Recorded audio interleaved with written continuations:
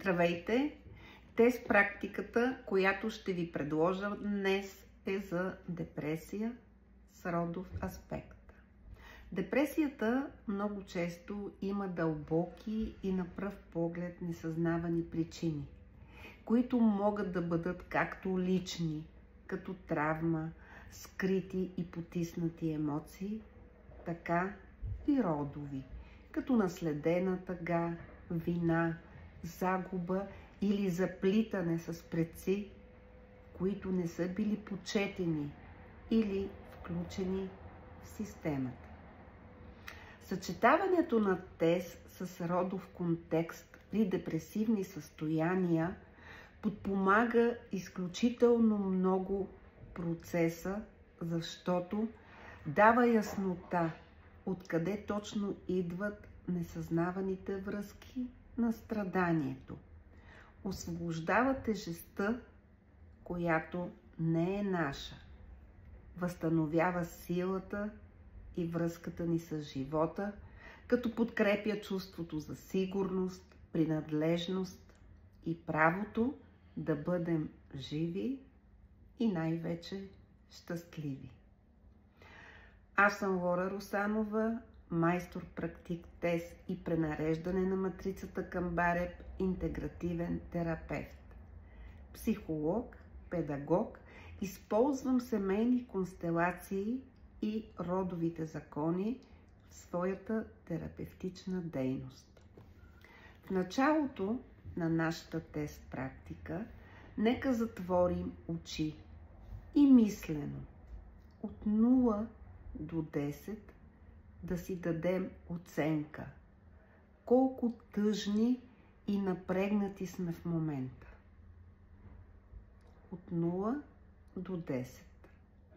Запомняме или записваме числото, за да може да го сравним след края на практиката, след което започваме с така наречената установъчна фраза, при която потупваме върху карате точката на едната ръка с пръстите на другата, докато изговаряме фразата 3 пъти. Въпреки че усещам голяма тъга и тежест, която може би не е само моя, аз уважавам всички онези, от които идва. И избирам да върна живота си в свои ръце. Втори път. Въпреки че усещам голяма тъга и тежест, която може би не е само моя, аз дълбоко уважавам тези, от които тя идва. И избирам да върна живота си в свои ръце. Трети път. Въпреки че усещам голяма тъга и тежест, която не е само моя, аз дълбоко уважавам тези, от които тя идва, и избирам да върна живота си в свои ръце. След което продължаваме с потупване по основните акупунктурни точки и изговаряне на съответните фрази. Току-що ви показах точките и започваме с върха на главата. Признавам, че тъгата, която нося, не е изцяло моя. Отстрани в началото на веждата това усещане за тежест, което идва от много далеч. Отстрани на окото. Може би от жените от моя род под окото. Може би от мъжете, които са останали без посока. Под носа. В тази моя тъга има много повече история, отколкото лична вина.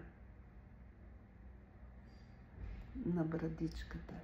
И сега признавам болката, която преминава през поколенията. На ключицата. Виждам, че не съм първата, която се чувства по този начин. Под мишницата. И признавам това с цялото ми уважение към хората, от които идва. На върха на главата. Позволявам си да чувствам всичко това, без да се страхувам. В началото на веждата. Осъзнавам, че тази вина е чужда, а не само моя. Отстрани на окото, въпреки че толкова дълго съм я носила и вече я приемам като своя. Под окото. Болката на всички онези жени преди мен, от които доста не са могли да я споделят.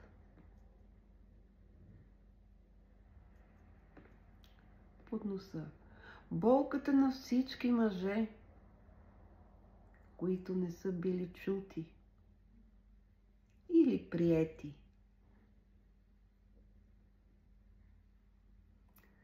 На брадичката и цялата тази нелекувана история, която достига до мен като една дълбока тъга. На ключицата. Сега я виждам много ясно и осъзнавам, че аз нямам вина за нея. Под мишницата. С цялото ми уважение и преклонение към хората, от които тя тече към мен. Поемаме дълбоко въздух и издишаме един път. Поемаме дълбоко въздух и издишаме втори път. Слагаме ръка върху сърдечната чакра и с много любов към себе си, към вътрешното ни тъжно аз. Изричаме мантрите на Хо'опонопоно. Съжалявам, моля те, прости ми, благодаря ти, обичам те. Съжалявам, моля те, прости ми, благодаря ти, обичам те. Съжалявам, моля те, прости ми, благодаря ти, обичам те. Оставаме още няколко мига в състояние на покой, след което продължаваме с следващия рунд от потупвания на върха на главата. Тази тъга, която достига до мен и на която смятам да дам глас. В началото на веждата. И вече не смятам да я заключвам в тялото си. Отстрани на окото. Тази тъга, която не е само моя, е зов за присъствие под окото. Признавам я, чувам я, давам и място. Под носа.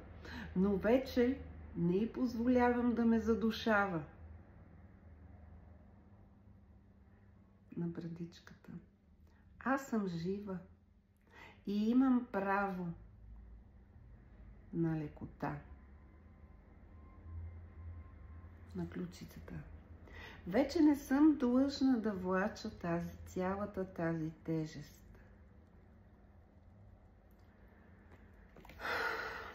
подмишницата и за това сега съм склонна да я върна там, където и е мястото. На върха на главата. Затова сега се покланям на всички тези, които са били преди мен.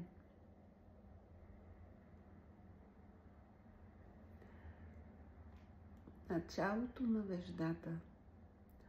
Прекланям се пред тяхното страдание, пред техните болки. Отстрани на окото. Виждам ви, признавам ви под окото, но ви казвам, това страдание е ваше, не мое. Под носа. Вие сте големите. Аз съм малката. На брадичката. И с цялото си уважение ви връщам тази моя тъга. На ключицата. С обич отделям моето от вашето. И подмишницата. И правя място за собствената си светлина. Поемаме дълбоко въздух и издишаме един път. Поемаме дълбоко въздух и издишаме втори път. Поставяме ръка върху сърдечната чакра и с много любов към себе си, към своето вътрешно, започващо да се освобождава от чуждата тежест и болка. Аз изричаме мантрите на Хо'опонопоно. Съжалявам, моля те, прости ми, благодаря ти, обичам те. Съжалявам, моля те, прости ми, благодаря ти, обичам те. Съжалявам, моля те, прости ми, благодаря ти, обичам те. Поемаме още един път дълбоко въздух и издишаме. Оставаме няколко мига в състояние на покой, след което продължаваме с последния трети рунд от потупване. На върха на главата. Сега се връщам към живота с отворено сърце. В началото на веждата избирам да вървя напред с сила и яснота. Отстрани на окото. Почитам рода си, като заживея пълноценно. Под окото. И вярвам, че всички те ме подкрепят. Всеки от своето място. Под носа. Свободна съм да обичам и да творя. На брадичката. Пускам депресията, тъгата, вината, не като предателство, а като освобождение. На ключицата. И избирам животът. Подмишницата. Благодаря, благодаря, благодаря. Поемаме дълбоко въздух и издишаме един път. Поемаме дълбоко въздух и издишаме втори път. Полагаме ръка върху сърдечната чакра и с много любов към себе си и на себе си произнасяме мантрите на Хо'опонопоно. Съжалявам, моля те, прости ми, благодаря ти, обичам те. Съжалявам, моля те, прости ми, благодаря ти, обичам те. Съжалявам, моля те, прости ми, благодаря ти, обичам те.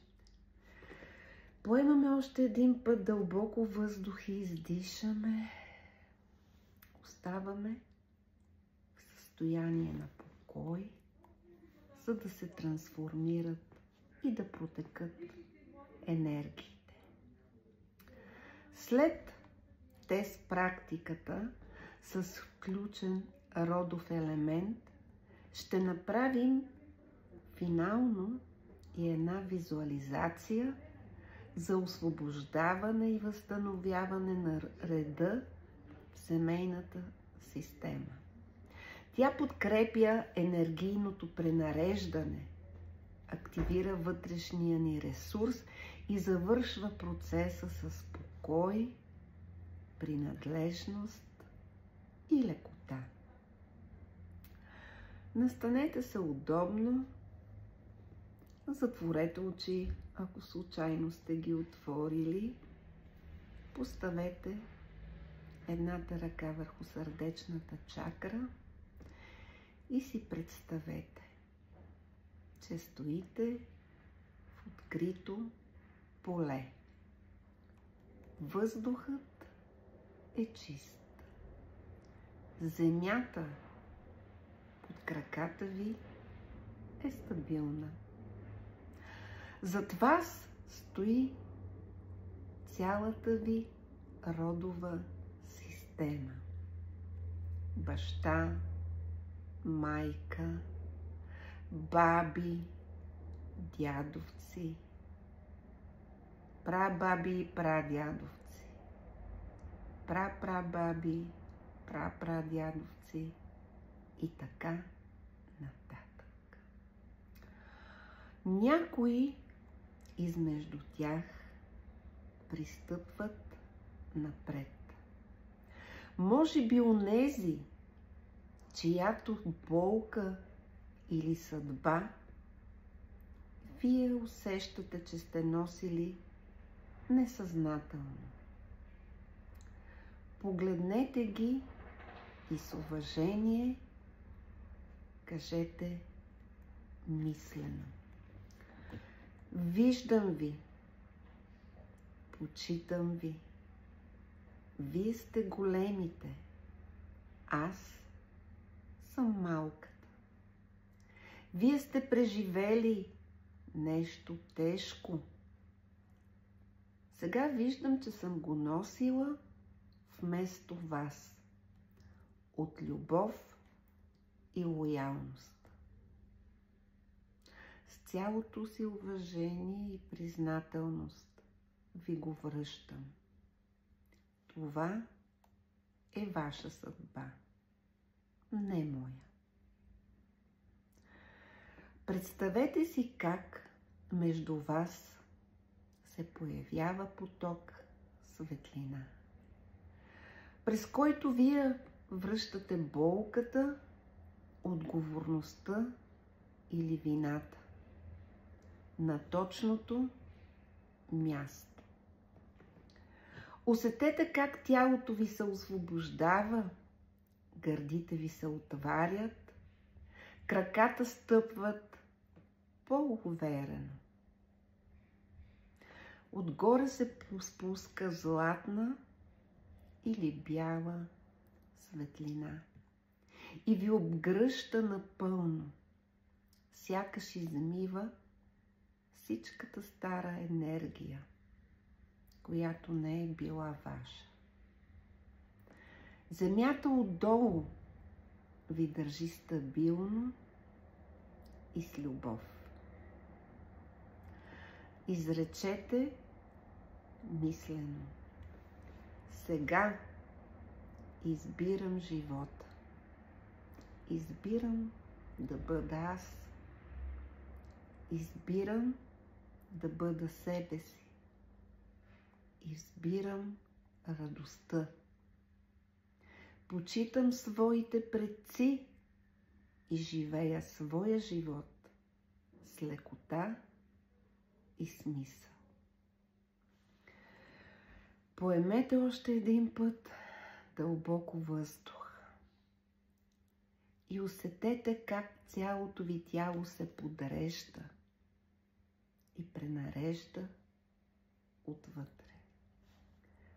Останете още миг в тишина и когато сте готови, бавно отворете очи.